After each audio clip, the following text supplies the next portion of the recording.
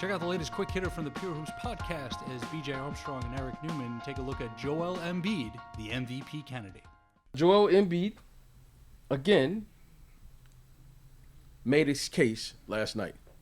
He was terrific. And what I love most about the game last night was, Eric, we talk about pace and space and three-point shooting and all of these things. They're playing through the post in Philadelphia. They're playing through the post. Listen to what I said, Eric. And it finally occurred to me why this game and analytics is so important in this era after watching last night. Because I saw Doc Rivers run like 10 plays that I haven't seen since like the 80s and 90s, back when I played. He went to the post with 3 players. He didn't play around with all these cute misdirectional plays, trying to get guys threes. He did one play. Dribbled to the wing. Pounded in there. And pounded into 3 players. Simmons, Tobias Harris, and Joel Embiid. And let's see what they do. Now, I thought it was fascinating because no team in the NBA is shooting the ball from distance better than the Utah Jazz. But Doc Rivers made a point. Okay, 3 is more than 2. But I'm going inside, and I'm just going to pound it. I'm just going to pound it. I mean, and I'm going to force you to stop it. And it occurred to me at that moment why the game is the way it is. Because Doc Rivers is only one of 2 players. He is coaching one of only 2 players in the entire NBA. I'm going to say that again. In the entire NBA that can play through the post. There are no more bigs. There are no more Patrick Ewings, Akeem Olajuwons, David Robinsons, Tim Duncans. There are no more bigs. We would probably play from the post if we had bigs who could actually post up. Joel Embiid just beat the Utah Jazz. He beat them by himself last night. I mean, if Shaq was playing in the game today, why am I going to have him shooting threes? I wouldn't. If Kareem, I wouldn't. So it occurred to me last night, the reason we play the way we play is because we don't have any more bigs. We don't have any more bigs. Everyone is a stretch player. Yep. Doc Rivers made the game very, very simple last night. We're just going to Joel Embiid, and we're going to force you to do something. Hey, if you don't double him, he's going to run right through Rudy Gobert, who is a Defensive Player of the Year candidate. At the end of the game, I saw Donovan Mitchell get thrown out. I saw Rudy Gobert upset about the way the refs are playing. But Doc Rivers is from that era. Like, that's where the playoffs is. That's the way the playoffs are going to be played. Street fight. Buckle up. Let's go. And you look at, you mentioned Embiid and then you mentioned Harris and Simmons. I mean, Embiid shoots 14 of 27 last night. Harris shoots 9 of 18. Simmons shoots 8 of 11. I mean, you want to talk about efficiency. You want to talk about guys just getting the looks. Embiid, of course, finishing with a monster 40-point, 19 rebound performance.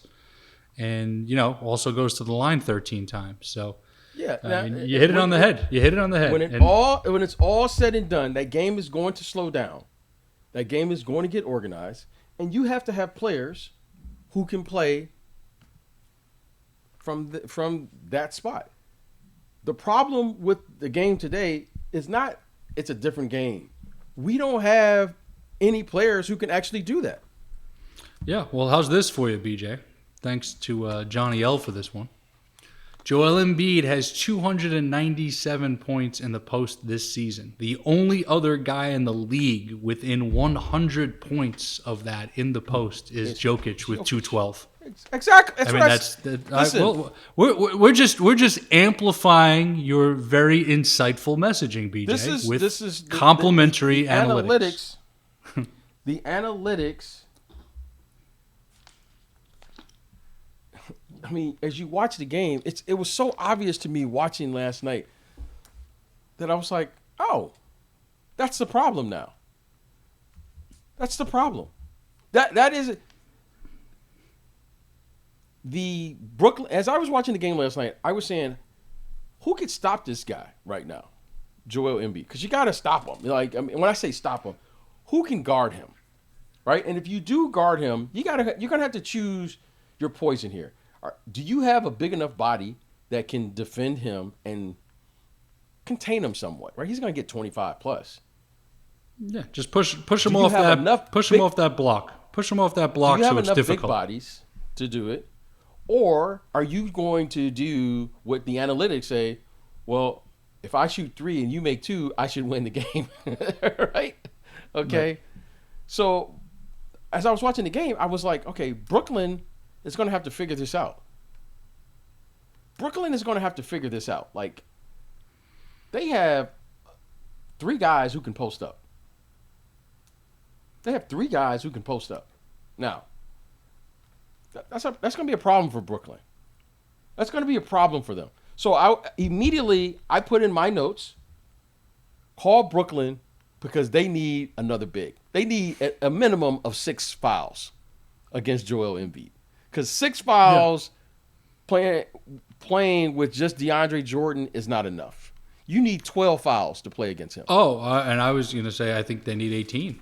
I mean, to be honest with you, in a playoff series, you need 18. Because you're going to have to double somebody. Because Joel Embiid is that good. And I started thinking, I was like, if you're gonna win this year, you got to have someone who can guard him coming out of the East. And I looked at Milwaukee, and I was like, okay, Brook Lopez. I don't know if you can't play Bobby Portis and these guys against him. He's too good. Yeah, you can't play Bobby Portis versus Joel Embiid. Portis has been very good, but putting him on Embiid 1-on-1 is not going to end well at all. So, I'm looking now for Brooklyn to make a deal. They got to make a deal. They're going to have to make a deal with someone. Who's the ideal? I mean, you know who could be moved out there. Who's the ideal guy? Well, I mean, they could bring in.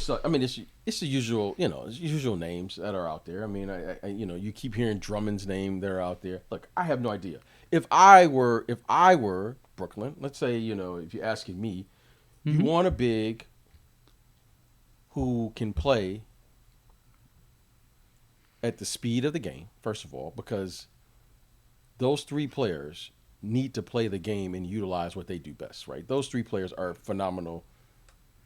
Simmons, Harris, Embiid. Oh, you're talking about Durant, Kyrie, Harden on the Brooklyn side. Yeah, yep. Durant, Kyrie, yes. So that's the first thing. So I would look for the best available player who can play the vertical game. DeAndre Jordan and those type of guys who can play the verticality game. Yeah. Right? Because when they are penetrating, you want those guys to be able to play vertical basketball. Because I'm not running any posts, I'm not running any plays, and I want all bigs who can sweat screens and dive. That's what I would do. And the irony here, BJ, not to cut you off, but the irony here is Embiid's backup is the perfect guy that Brooklyn would want. Dwight is the perfect guy. So again, those type of centers to me are invaluable. Like what the Lakers had last year in the combination of JaVale McGee and Dwight Howard, to me, in today's game, that's everything you want. I want a player who can rim protect, play vertical basketball, and play at the pace of the game, and not have to run any plays for them. Why? Because the game requires now that you attack the basket. You got to take advantage of the rules of the game. So to me, that is on their side. If I'm the Sixers, if the Sixers are able to add a point guard to their team, a Kyle Lowry, for example, or a player, a Rajon Rondo or someone like that, I think they're going to be a very serious team. They're already, you got to take them serious now.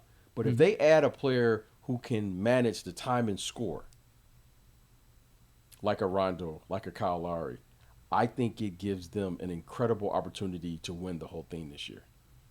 Because they can play when the game slows down in the playoffs.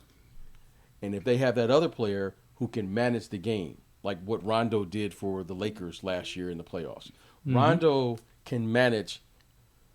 Is he the best three-point shooter? Maybe, maybe not. Is he the best scorer? Maybe, maybe not. No. But what Rondo can do better than anybody, intangibles. he can manage a game, and he plays in big moments. If they get someone like that who could just manage the game and the score, they are going to be a very dangerous ball club. And that's what I'm looking for them to do. So I think there are moves to be made.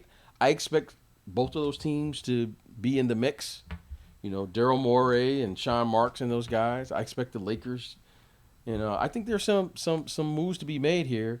So I look for a big or two to be moved around for the Nets, and I look for some guards. I look for, in particular, for the Philadelphia 76ers. We hope you enjoyed that quick hitter from the Pure Hoops podcast. Be sure to check out the full episode, presented each week by Pure Hoops Media.